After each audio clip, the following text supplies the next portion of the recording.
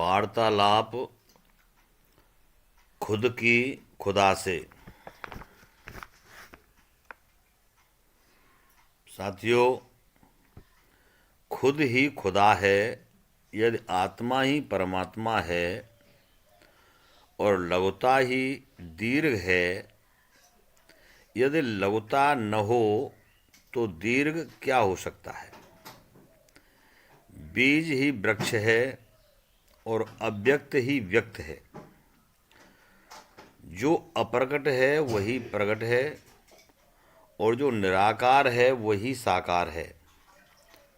जो भी सकल चराचर में दिखाई देता है उसमें स्वयं ही भोगता है तथा परमात्मा उसका साक्षी है।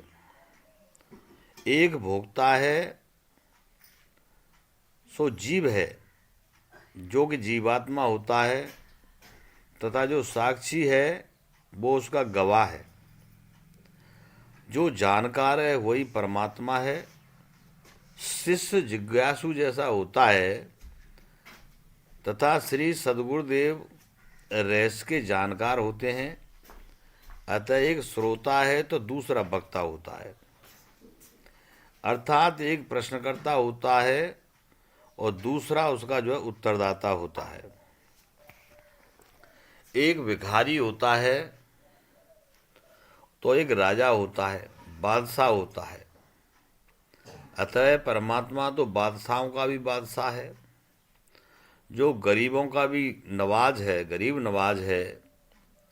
वही परवरदिगार है, वही अल्लाह है, ईश्वर है, वही ईसा है और वही सद्गुरुदेव है और सभी देवी देवताओं के रूप में है। उसके प्रकट होने से ऋषि महर्षि तक नहीं जान पाते हैं उस रहस्य को। खुद को जानना ही ईश्वर को जानना है। जैसे बूंद में सूत्रात्मा है वैसे ही सागर में समष्टि रूप में बूंद ही परमात्मा है। खुदा से बात आप खुद करते हो, किंतु अनन्य भक्ति ना होने से कारण आप ईश्वर से बात नहीं कर पाते। यदि हमारे अंदर या तुम्हारे अंदर अनन्य भक्ति, अनन्य प्रेम है तो हम उसमें सबसे बात कर सकते हैं। हमारे शरीर के अंदर ये पूरा संसार समाया हुआ है और उस संसार में आप और हम सब हैं।